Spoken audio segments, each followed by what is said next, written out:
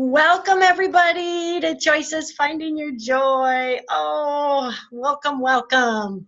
And I am sharing an amazing lady today who is joining us from Ireland. We are just reaching across the world. I love it. I love it. We have with us today Dr. Ava Eagle Brown.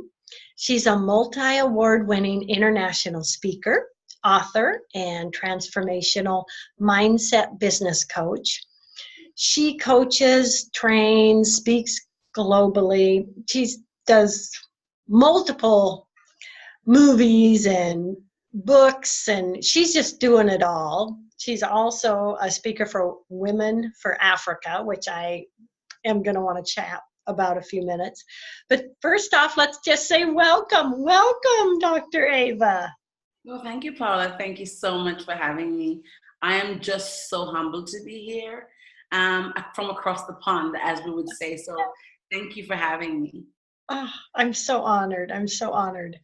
Would you like to share a little bit of your background before we jump in on perhaps maybe your book, The Mango Girl, which is just fantastic?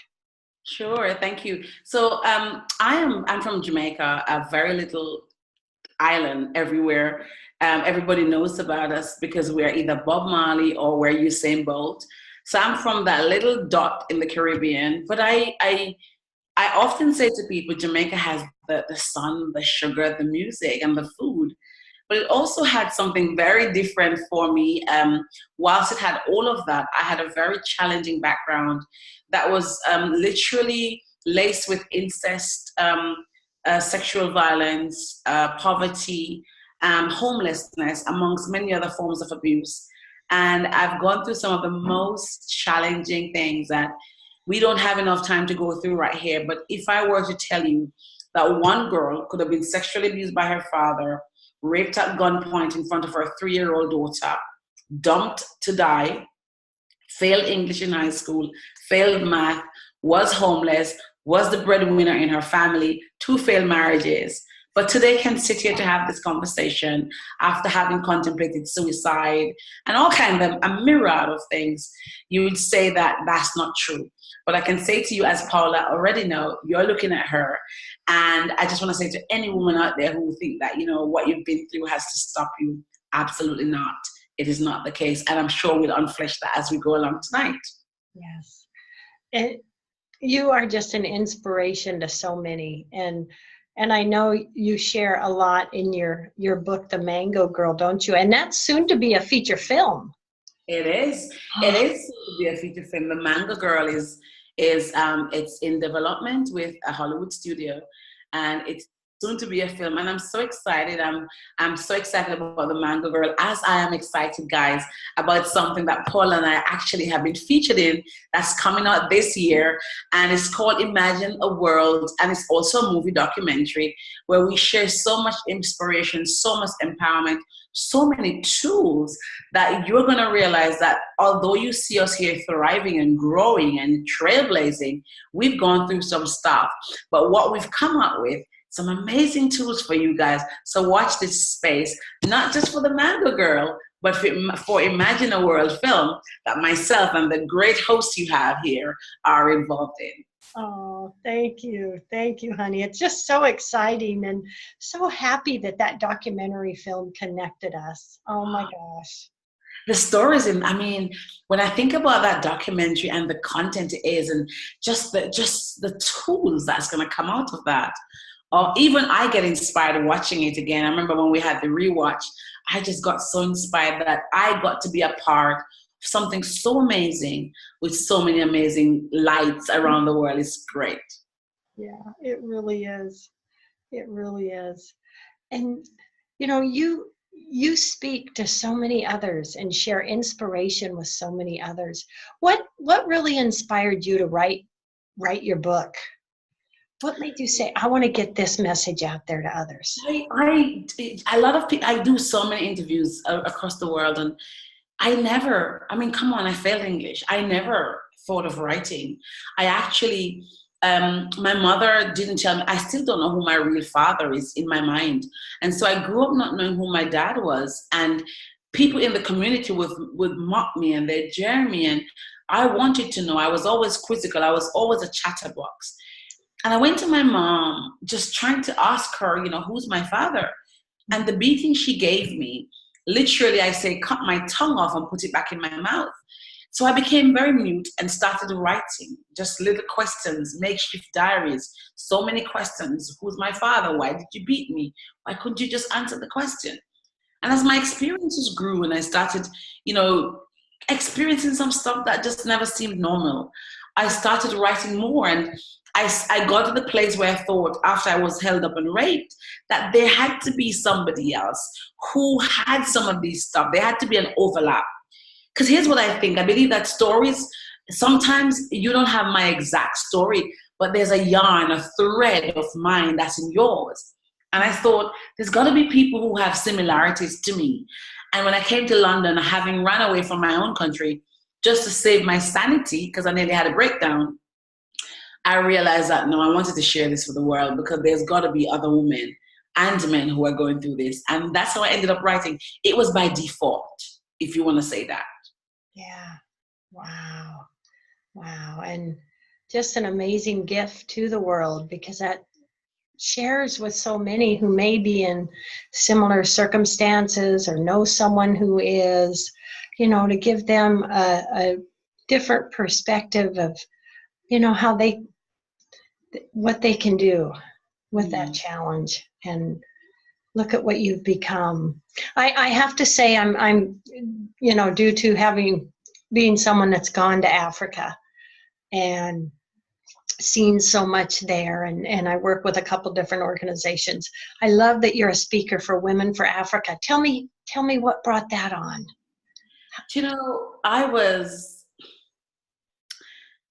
Because of my own background, I am very philosophical. As a matter of fact, just today, and if you look at my Facebook page and my IG, Instagram, you see that just today I got my community interest company registered, which is like a charity. It's all about philanthropical work.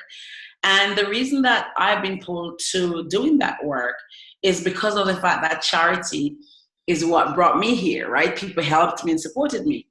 And one of the places in the world, because of my ethnicity as well, that pulls me is Africa, because I just know that I'm relatable. And I'm not saying that they cannot learn from anybody else, obviously, because learning is learning, but because instantly they can relate. My story is so much the African story, the African girl story.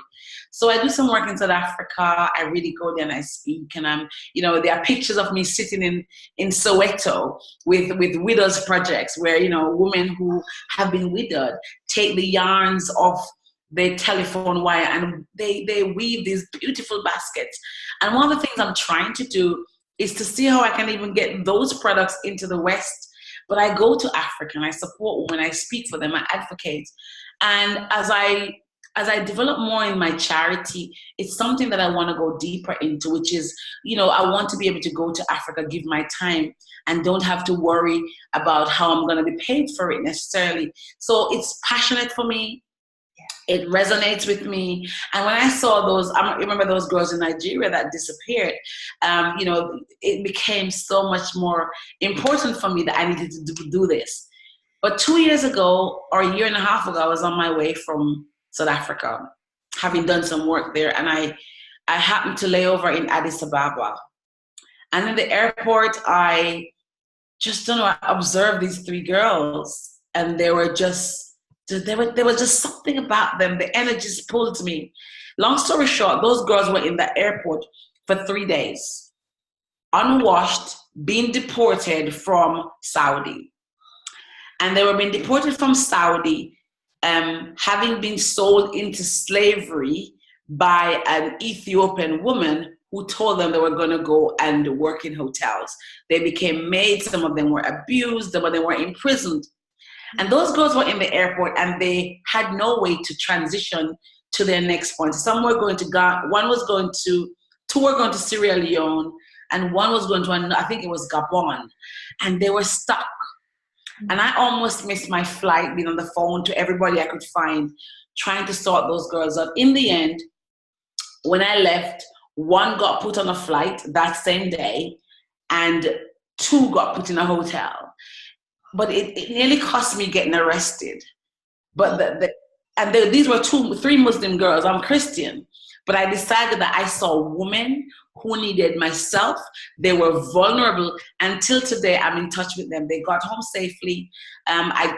We had no money in their currency. We had to beg money. I went into the line, Paula, begging people, because with the cash points would not give us any other money, and the girls needed US dollars when they go on the other side, and all we could get was whatever money they use in Ethiopia.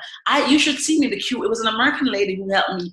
I was begging money in the queue to get these girls food. So, it's passion, it's heart, it's what we're called to do. We're called to serve. Yes. And that's why I'm involved. I know it was long-winded, but that's why I'm involved. We're called to serve. And that's everybody who come into contact with me must say, because I met her, my life was impacted in some way. Yes, yes. What I saw and the people I met on my trip to Africa was life-changing. And one little thing can make such a difference in someone's life. A little piece of help, and that's a passion, Ava. That's a passion. And once you trigger that passion and light that fire, oh my gosh. Do you know what? I just thought back to the question you asked me, but I've never seen this. I never realized this, actually. And I'm having this moment for the first time in almost 10 years. That's the lie. My passion was ignited, and I just realized when I visited Haiti 10 years ago, and everything was recycled. I just thought, ooh, when you just said the things you saw. But I went to Haiti, I went to Cape the Haitian, and what I saw there I came back so appreciative. They recycled everything, mattress, everything. So I think if I were to really dig back, my passion got ignited right there. It was in Haiti that it happened to me.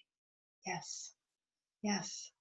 So would you say that in all the countries you've traveled to, that had the biggest impact on you? Yes. The things that has, two things actually, because some countries I go to, I don't see the poverty and those kind of bits, right? For example, I spoke in Barbados in November, invited by the government of Barbados to speak at the IDC Innovate Barbados. I didn't see poverty as such as it was in some of the African countries that you would see. But what I saw was sexual abuse with young people. And I remember doing assemblies, like devotions, and I was just handing over the girls to the guidance counselor. And these were girls that they didn't know. They had no clue that this abuse was happening. But because I shared my story with them, it made it permissible to share. So what I see a lot is a strand of poverty and abuse. Mm-hmm. And those two things are my drivers. They motivate me a lot to want to do what I do. Yes, yes. And you also coach people. Tell us a little bit about that. What is that? And how can they reach you, someone that may be interested in being coached? So yeah, I coach people. I do personal development coaching and business coaching. I dig deeper into the personal development, which is because I believe that if you want to become a business owner, you need to be developed personally first. So I go into your core and work on you. But my biggest piece in terms of coaching the business is women who want to jump from their 9 to 5 and they want to start their own businesses, is helping them to transition. Because a lot of the women that I used to coach would make the mistake of just jumping, no plan, and then it fails. So I help them to lay out the blueprint, the roadmap to that. And I do that in groups, and I do that individually as VIP clients, and I do that internationally. So I've got clients in the US and the Caribbean and Africa and Asia.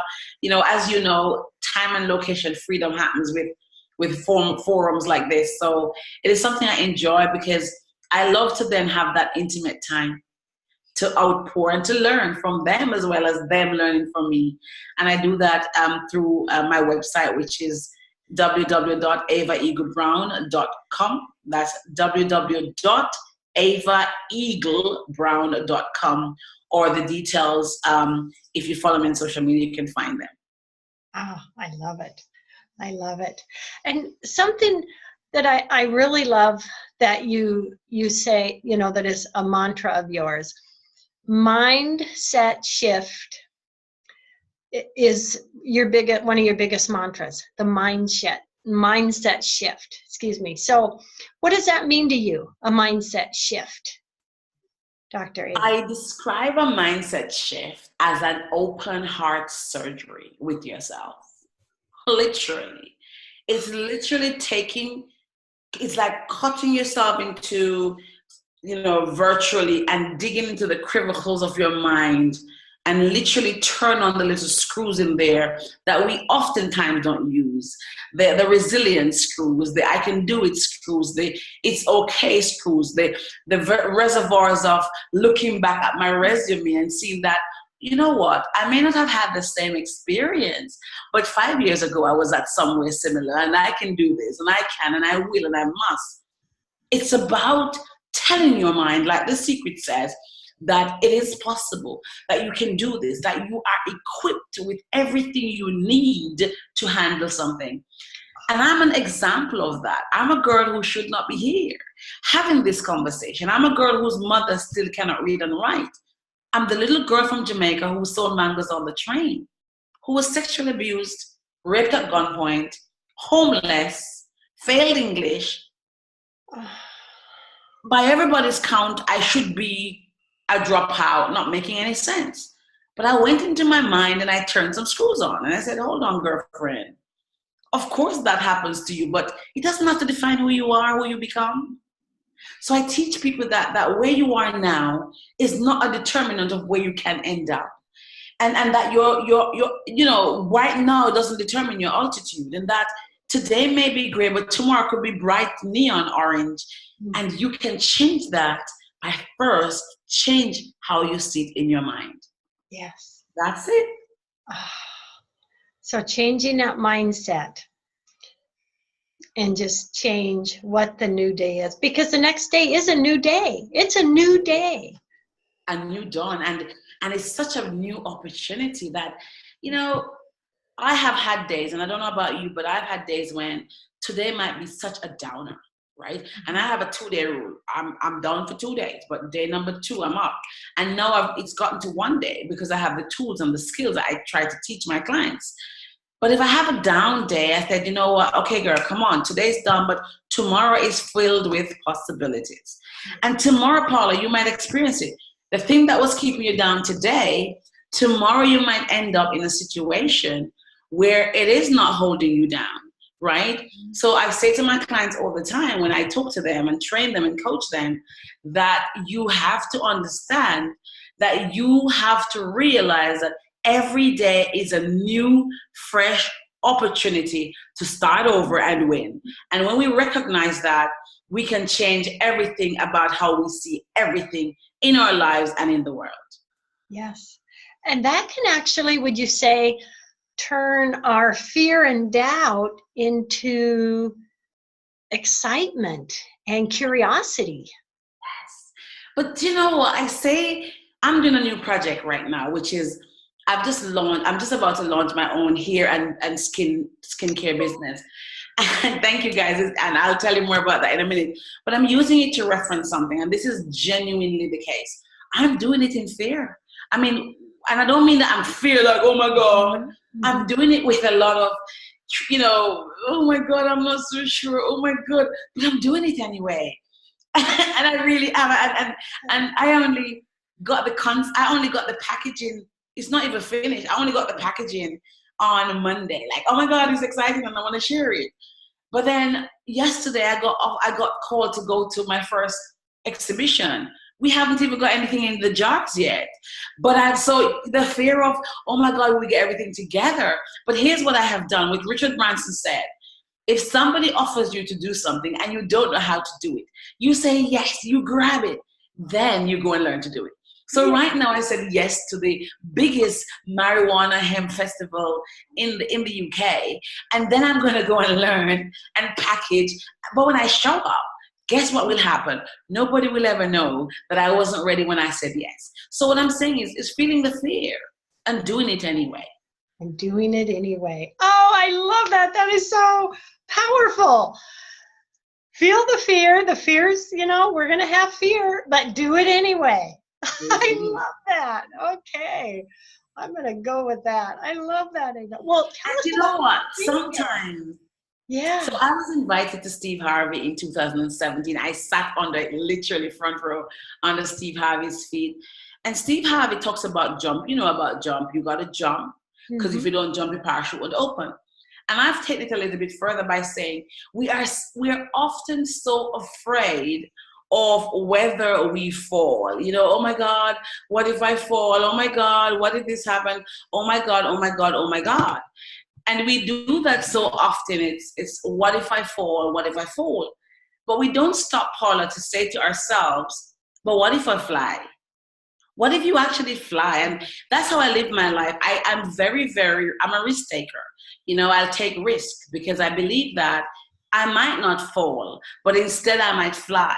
And so I say to people all the time, don't be so caught up about failing, because failure sometimes is afraid of you, literally. But you won't even know because you haven't confronted him. Yes. What if you actually fly? What if you flew? What if instead of falling, you flew? But you never know unless you try. So for me, I rather try. I rather fail forward trying. Oh, I love it. I love it. That's what I believe in. Yes. Yes. So, well, let's just say here's to trying. Here's to saying to that fear, I'm going to do it anyway. And you know what's so fascinating, I think, Ava, when we are out there trying to do something, that may open up something else that we weren't even looking for. Yes. Our passion of out there and I'm going to do this, you give that trust. I'm going to do it and I believe, and that's going to open so many other doors. Paula, you know what? Shakai, which is Chai, Chakai. Chardonnay is my daughter, Kai is my son. We have been making our own body products. And this is an example of what you just said. I never expected to be having a business out of it. It was just something I did because I loved it. I'm a food technology teacher by profession. I love to cook. As a matter of fact, I'm writing a recipe book that I've been writing for the last 4 years. My partner and I are going to be putting that together. But I love to cook. So when I'm in my kitchen, hand making all these cosmetics, it just feels like I'm cooking. That's passion. I didn't intend to make a business out of it. Then I moved, Sometimes you have to move. If your ground isn't fertile enough, sometimes what you don't even need is a mindset shift. It's a physical soil shift. Shift your soil. Because sometimes your ability to be a thriver, hashtag my own word, is happening somewhere else. But you're so afraid and you're so used to this comfort zone. You're so used to this circle. You're so afraid to leave your homies behind. Yes. I went to high school with her. It's okay. You can still Skype. Sometimes we stand in our own way. Sometimes we are in our own way. Mm. And by us being afraid to shift physically, we can't shift the trajectory of our lives. Yes. Yes. That is so true. That is so true. Well, tell us when we can expect to see these products, this skincare. Wow. I just think that is so awesome. They are actually going to be launched, officially launched. They're going to be available to be purchased in the next week and a half. But the official launch is going to happen on the 28th of June here in Europe. But people can go to, in another 2 weeks, we'll have Shakai, that's CHAKAI.co.uk. And you can go there and purchase your body and hair butters and many more. That's all made with love by myself. And they're all handmade, they're all organic, nothing is animal, everything is fresh. And our butters because their butter base come from either West Africa or the Caribbean. So once again, it's giving back into that. I thought it through. It had to be something that gave back to the African community. And so one of the bigger projects as this body care product takes off is that I want to go to Ghana and to Nigeria and some of those countries that do shea butter and those kind of butters and really look at how we can partner at a bigger scale. That's what I'm all about, is giving back to empower women in those communities. Yes. You are such an example for others. And oh my gosh, I love it. We have about 2 minutes left in the show. Dr. Ava, what would you like, the last words do you want to share with everybody today? You know, I love to always leave you with a few little things, because I think that sometimes we don't have time to listen to a lot of things, but sometimes the snippets. I say to people all the time, so every day, try to affirm into your life, you know, try to affirm into your life. My daughter has mental health challenges. She's 21 this month and I love her to bits. And today, you know, she had a bad day. And I remember as she left home, she lives in our own now, independent living. I remember calling a girlfriend of mine who's like my doula coach. And I said to her, I'm going to start a 90-day affirmation for my daughter. Every time somebody asks me how she's doing, no matter how she's doing amazingly well. She's amazing. She's great.